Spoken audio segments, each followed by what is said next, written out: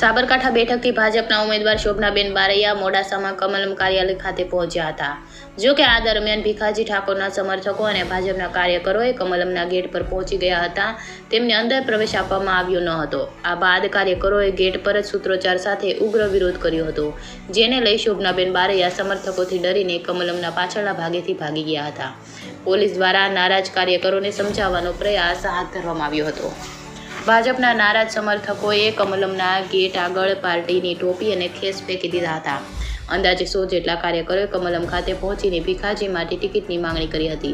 હવે જોવાનું રહેશે કે ભાજપ સાબરકાંઠા લોકસભા બેઠક પર કાર્યકરોની નારાજગી દૂર કરવા માટે પાર્ટી શું પગલાં ભરે છે। રિપોર્ટર જયેશ ઠાકોર સાથે શૈલેષ પટેલ, સાબરકાંઠા બ્યુરો ચીફ।